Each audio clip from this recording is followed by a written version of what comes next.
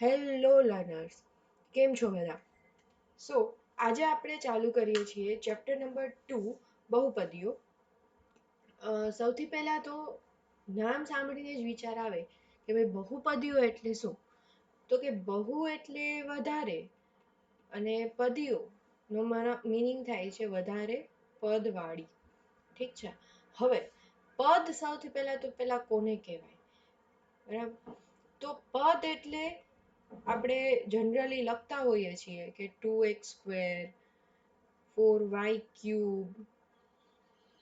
z. તો આ બધાને આપણે પદ તરીકે દર્શાવીએ છીએ, જેમાં 2 છે, 4 છે, અહીંયા આપણે 1 લખ્યો છે. તો આ બધા શું છે? કોન્સ્ટન્ટ, અચળ. જ્યાં x² y³ z આ બધાને આપણે કહીએ છીએ ચલ. બરાબર. તો આટલું આઈ હોપ તમને બધાને ક્લિયર હશે. હવે આ ચેપ્ટરમાં જ્યારે આપણે વાત કરવાની છે ત્યારે આપણે એક ચલવાળી બહુપદીઓની જ વાત કરશું અને વધારે પડતી તમારે દ્વિઘાત બહુપદી જ ઉપયોગમાં આવશે. હવે દ્વિઘાત બહુપદી ઉપરથી વિચાર આવે કે ભાઈ દ્વિઘાત બહુપદી કોને કહેવાય? તો કે બહુપદીઓની ઘાતના આધારે એના પ્રકાર પાડવામાં આવે છે. જેમ કે સુરેખ બહુપદી છે, બરાબર. તો સુરેખ બહુપદી કોને કહેવાય? તો કે જે બહુપદીની ઘાત 1 હોય એવી બહુપદીને કહેવાય સુરેખ બહુપદી. જે બહુપદીની મેક્સિમમ ઘાત 2 હોય એને કહેવાય દ્વિઘાત બહુપદી.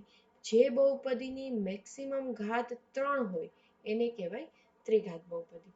જનરલી આ ચેપ્ટરમાં તમારે જે સ્ટડી કરવાનું આવશે એ આવશે દ્વિઘાત બહુપદી ઉપર જ. બરાબર. તો હવે આપણે ચેપ્ટરમાં આગળ વધીએ. જો કોઈને કંઈ ક્વેશ્ચન હોય તો ડાઉટ તમે કમેન્ટ સેક્શનમાં પૂછી શકો છો. બરાબર. હવે દ્વિઘાત બહુપદી જે છે એના આપણે વાત કરીએ તો દ્વિઘાત બહુપદીમાં આપણે શું આ ચેપ્ટરમાં કરવાનું છે એ જોઈ લઈએ. તો સૌથી પહેલા તો તમને આપ્યો હશે એક આલેખ. બરાબર. અને આલેખ ઉપરથી તમને કીધું હશે કે એ બહુપદીના તમે કેટલા શૂન્યો છે એ તમારે શોધવાનું છે. બરાબર. હવે પહેલી એક્સરસાઇઝ તમારી આ છે. હવે આ એક્સરસાઇઝ પહેલા આપણે થોડુંક બેઝિક નોલેજ મેળવી લઈએ. બરાબર. તો બહુપદીના શૂન્યોનો ભૌમિતિક અર્થ શું છે એ આપણે જોઈ લઈએ. બરાબર. હવે જો અહીંયા તમને એક બહુપદી આપી છે y = 2x + 3. બરાબર. આ y પહેલા એક બહુપદી છે 2x + 3.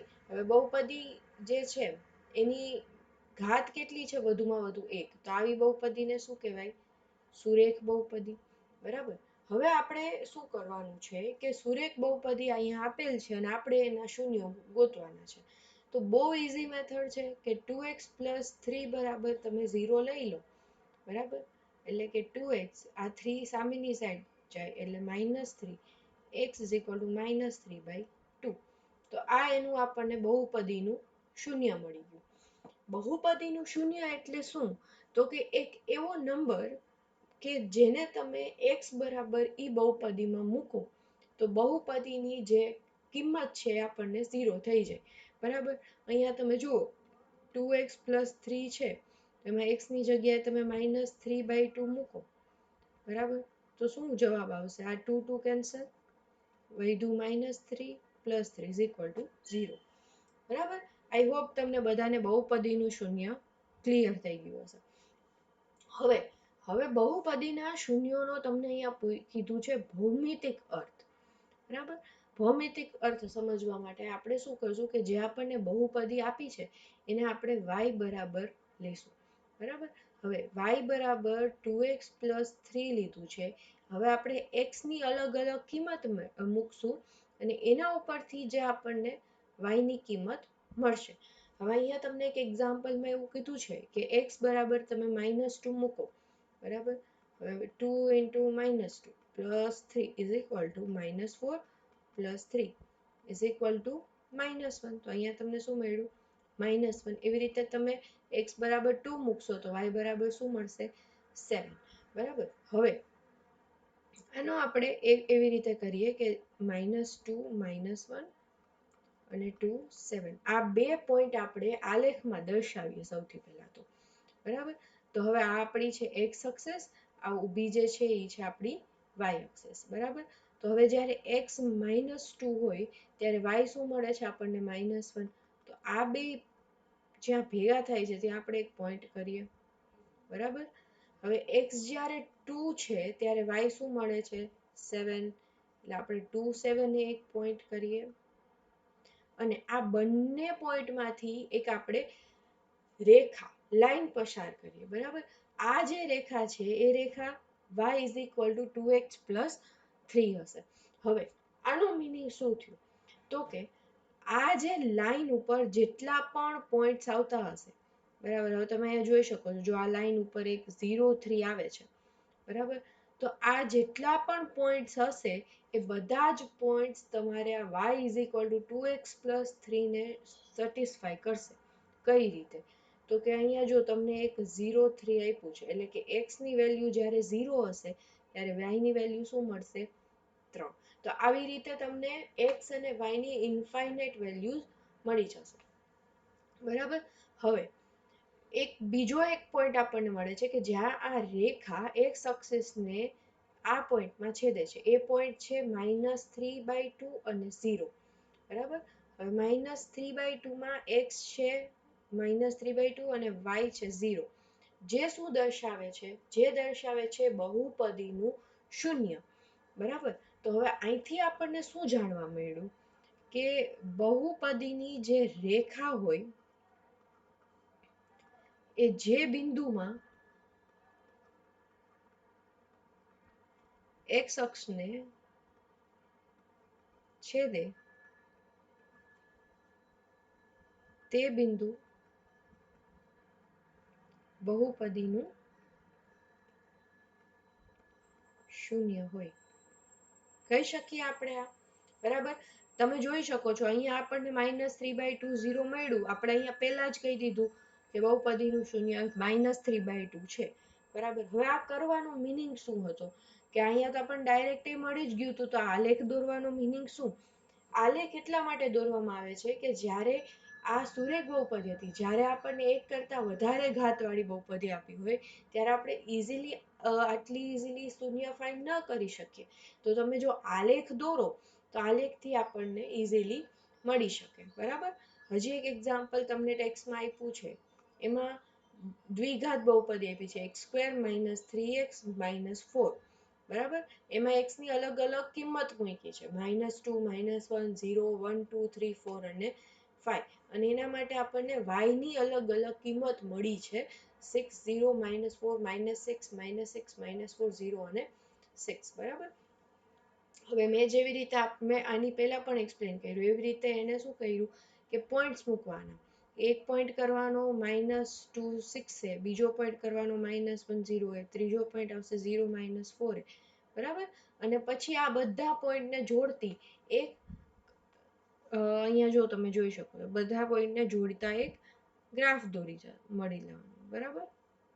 તમે જોઈ શકો છો અહીંયા, બરાબર. તો અહીંયા આપણને એક કર્વ મળે છે. હવે તમે જુઓ આ કોષ્ટક ઉપરથી તમે ઓબ્ઝર્વ કરો કે y ક્યારે 0 થાય છે, તો કે y એક x ની વેલ્યુ જ્યારે -1 હોય ત્યારે 0 થાય છે અને x ની વેલ્યુ 4 હોય ત્યારે 0 થાય છે. તો તમે ડાયરેક્ટ પણ કહી શકો કે જ્યારે x -1 અને 4 હશે ત્યારે y થઈ જશે 0, તો આ x = -4 અને 1 એ હશે બહુપદીના શૂન્યો, બરાબર. અને તમે અહીંયા આલેખમાં પણ જોઈ શકો છો કે -1 0 અને 4 0 એ જ આ જે બહુપદીનો ગ્રાફ છે એ એક્સ અક્ષને છેદે છે, બરાબર. તો હવે એટલું ક્લિયર થઈ ગયું આપણને કે જે બિંદુએ ગ્રાફ જે છે એક્સ અક્ષને છેદે એ શું હોય બહુપદીના શૂન્ય, બરાબર. આટલી વસ્તુ યાદ રાખી લેવાની, ક્લિયર. હા. હવે હજી એક વસ્તુ કે તમારે એક્ઝામમાં તમને એવું નથી પૂછતા કે તમે આલેખ દોરીને એક્સપ્લેન કરું. તમને આ એક્સરસાઇઝમાં પણ નથી આપ્યું, તમને એક થિયરી આપી છે, બરાબર? એટલા માટે આપણે આમાં બહુ ડીપલી નથી જતા, પણ મેં ખાલી એક્સપ્લેન કરી દીધું છે, બરાબર? હવે આના ઉપરથી 3 આપણે કેસીસ જોઈએ. આ છે તમારો કેસ 1. કેસ 1 શું કહે છે કે તમને એક આવા 2 ગ્રાફ આપ્યા છે, તો આ બહુપદીને કેટલા શૂન્ય હશે, બરાબર? તો તમે જોઈ શકો છો ગ્રાફ જુદા જુદા છે બંને, પણ એક્સ અક્ષને જે ગ્રાફ જે છે એ કેટલા ભાગમાં છેદશે? બે બિંદુએ છેદે છે, બરાબર? તો આવી બહુપદીને 2 શૂન્યો હશે. કેટલા શૂન્યો હશે એ જ આપણે શોધવાનું છે. ક્યાં શૂન્યો હશે એ હજી આપણું કામ નથી, બરાબર? હવે આ તમારો આપ્યો બીજો એક કેસ 2, બરાબર? હવે આમાં તમે જોઈ શકો છો કે અહીંયા બંનેમાં એક જ બિંદુએ છેદે છે, તો આવી બહુપદીને કેટલા શૂન્યો હોય? 1 શૂન્ય હોય, બરાબર? આ છે તમારો કેસ 3, બરાબર? હવે અહીંયા તમે જોઈ શકો છો આ આપણી એક્સ અક્ષ છે અને અહીંયા આપણી એક્સ અક્ષ છે, બરાબર? ગ્રાફ તો અહીંયા આપેલ છે બંનેમાં, તો ગ્રાફ એક્સ અક્ષને એકેય બિંદુમાં છેદતો જ નથી, બરાબર? તો આવી બહુપદીને 0 શૂન્ય હશે, એટલે કે એક પણ શૂન્ય નહીં હોય, બરાબર? હવે એક તમને એક ક્વેશ્ચન પૂછું, બરાબર? ક્વેશ્ચન એવો છે કે જો આ બહુપદીને 2 શૂન્ય હોય તો આપણે એવું કહી શકીએ કે આ બહુપદી એ દ્વિઘાત બહુપદી જ હશે કે ત્રિઘાત બહુપદી જ હશે? એવું કહી શકાય કે ના કહી શકાય, બરાબર? હવે અહીંયા વિડીયો પોઝ કરીને પહેલા કમેન્ટ કરજો, પછી આગળનો વિડીયો જોજો, બરાબર? હવે આનો એક સોલ્યુશન હું તમને એ આપું છું કે જ્યારે પણ બહુપદીના શૂન્યો હોય, અહીંયા તમને ફોર એક્ઝામ્પલ 2 શૂન્યો આપ્યા છે, બરાબર? તો આપણે એના ઉપરથી એવું ના કહી શકાય કે આ જે બહુપદી હશે એ કેટલા ઘાતવાળી બહુપદી હશે, બરાબર? એ દ્વિઘાત પણ હોઈ શકે, ત્રિઘાત પણ હોઈ શકે. તમે પૂછશો કે કેવી રીતે? જો દ્વિઘાત હોય તો એને 2 શૂન્યો હોય એ ક્લિયર છે. ત્રિઘાતને પણ 2 શૂન્યો હોઈ શકે? હા, હોઈ શકે. ત્રિઘાત બહુપદીને 3 શૂન્યો હોય, પણ એવું બની શકે કે 3 શૂન્ય જુદા હોય, 2 શૂન્ય સરખા, બે શૂન્ય સરખા અને 1 શૂન્ય અલગ હોય. એવું પણ બની શકે કે 2 શૂન્ય 3 શૂન્ય સરખા હોય, બરાબર? તો કેસીસ ઘણા બધા છે. એવી રીતે જો 4 ઘાત વાળી બહુપદી હોય તો એવું પણ બની શકે કે 4 ઘાતમાં એના 2 જ શૂન્ય હોય, 2 શૂન્યો સરખા અને 2 જુદા, બરાબર? તો આવી રીતે ઘણા કેસીસ બની શકે, બરાબર? એવી રીતે કોઈ તમે લો કે ભાઈ 10 ઘાત વાળી બહુપદી છે, તો 10 ઘાતમાં તો ઘણા બધા કેસીસ બનશે. તો એવું પણ બની શકે 10 ઘાત વાળી બહુપદીમાં કે એના 2 શૂન્યો સરખા હોય અને બાકીના જે 8 શૂન્યો હોય એ સરખા હોય. તો જ્યારે તમે કાઉન્ટ કરો, બરાબર, નંબર ઓફ શૂન્ય, તો 10 થાય, પણ અલગ અલગ કેટલા? તો કે ખાલી 2 જ, બરાબર? તો એનો ગ્રાફ પણ તમને આવો જ મળે. એટલે હંમેશા યાદ રાખવાનું કે શૂન્યોની સંખ્યા ઉપરથી આપણે બહુપદીની ઘાતનો અંદાજો ક્યારેય પણ નહીં લગાવી શકીએ. હા, એક વસ્તુ છે કે જો કોઈ ગ્રાફ છે એના ઉપરથી તમે એમ કીધું કે આને 2 શૂન્યો છે, તો એનો મતલબ એવો તો થાય જ કે મિનિમમ દ્વિઘાત બહુપદી તો હશે જ, બરાબર? એવું ક્યારેય નહીં બને કે સુરેખ બહુપદીને 2 શૂન્યો હોય, બરાબર? હવે કોઈ ત્રિઘાત બહુપદી છે, એની ઉપરથી તમે એના શૂન્યો અલગ અલગ શૂન્યો કેટલા હશે એ તમે અંદાજો નહીં લગાવી શકો. પણ ફોર એક્ઝામ્પલ હું તમને કોઈ એવો ગ્રાફ આપું કે જે એક અક્ષને 10 વખત છેદે છે, 10 અલગ અલગ બિંદુમાં છેદે છે, બરાબર? તો આના ઉપરથી એક અંદાજો હું તમને મારી શકું કે આ જે બહુપદી હશે, બરાબર, એ મિનિમમ 10 ઘાત વાળી બહુપદી હશે, બરાબર? પછી એની એ x50 પણ શરૂ થતી હોય, x100 પણ હોઈ શકે, ગમે તે હોઈ શકે, બરાબર. પણ મિનિમમ જેટલા શૂન્યો આપ્યા છે એટલા ઘાતવાળી બહુપદી તો હશે જ, બરાબર. આઈ થિંક બધાને ક્લિયર થઈ ગયું હશે. જો કોઈ ડાઉટ હોય તો તમે મને કમેન્ટ સેક્શનમાં પૂછી શકો છો, બરાબર. અને એના ઉપરથી આપણે એક ઉદાહરણ જોઈ લઈએ. હવે ઉદાહરણમાં તમારે ટેક્સ્ટનું જ ઉદાહરણ છે, એમાં તમને એવું કીધું છે કે ગ્રાફ આપ્યા છે, એની ઉપરથી તમારે તે બહુપદીના શૂન્યોની સંખ્યા શોધવાની છે, બરાબર. હવે શૂન્યોની સંખ્યામાં જો આ પેલો ગ્રાફ છે, આ તમારી એક્સ એક્સિસ છે, બરાબર. તો એક્સ એક્સિસને આજે એનો બહુપદીનો આલેખ છે કેટલા ભાગમાં છેદે છે, તો કે અહીંયા એક જ વખતમાં. તો આનું શૂન્ય કેટલું હશે? 1. હવે આ એક્સ એક્સિસ, આ 1 અને આ 2 બે બિંદુમાં છેદે છે, તો 2 શૂન્યો. હવે આ એક્સ એક્સિસ 1, 2 અને 3, તો આ 3 શૂન્યો. હવે આ એક્સ એક્સિસ, આ એક જ વખત છેદે છે એટલે 1 શૂન્ય. આ તમારી એક્સ એક્સિસ, આ એક વખત છેદે છે તો 1 શૂન્ય. આ તમારી એક્સ એક્સિસ, આ 1, 2, 3 અને 4, 4 વખત છેદે છે એટલે 4 શૂન્યો હશે, બરાબર. તો અહીંયા તમારું ઉદાહરણ 1 પૂરું થાય છે. હવે આપણે આજ સુધી અહીંયા સુધી રાખીએ આજ માટે, બરાબર. કાલે આપણે સ્ટાર્ટ કરશું એક્સરસાઇઝ 2.1, બરાબર. સેમ એક્સરસાઇઝ છે. તમારું આજનું હોમવર્ક એ છે કે તમે એક્સરસાઇઝ 2.1 જે છે સ્વાધ્યાય, બરાબર, એમાં આવી જ રીતે તમને આપ્યા છે, એ તમે જાતે સોલ્વ કરો.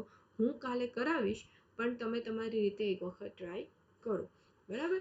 આમાં એક જ કોન્સેપ્ટ યાદ રાખવાનો છે કે જેટલી વખત એક્સ અક્ષને છેદે એટલા શૂન્યો હોય, બરાબર. બીજું કાંઈ પણ આપણે વિચારવાનું નથી અત્યારે. અને હું કાલે તમને થોડાક ટ્રિકી ક્વેશ્ચન્સ પણ આપીશ આના માટેના, એક બે આપણે ક્વેશ્ચન્સ એવા પણ જોશું, બરાબર. તો આજ માટે અહીંયા સુધી રાખીએ. જો તમને કંઈ ડાઉટ્સ હોય તો તમે કમેન્ટ સેક્શનમાં પોસ્ટ કરી શકો છો, બરાબર. વિડીયોને લાઈક કરી દેજો. સબસ્ક્રાઈબ જો ચેનલ ના કરી હોય તો સબસ્ક્રાઈબ કરી દેજો, અને તમારા ફ્રેન્ડ્સ જોડે પણ શેર કરજો. ઓકે, કંઈ ફીડબેક હોય તો પણ તમે કમેન્ટ સેક્શનમાં કહી શકો છો. તો મળીએ છીએ કાલે આ જ ટાઈમે. ત્યાં સુધી have a good day and thank you.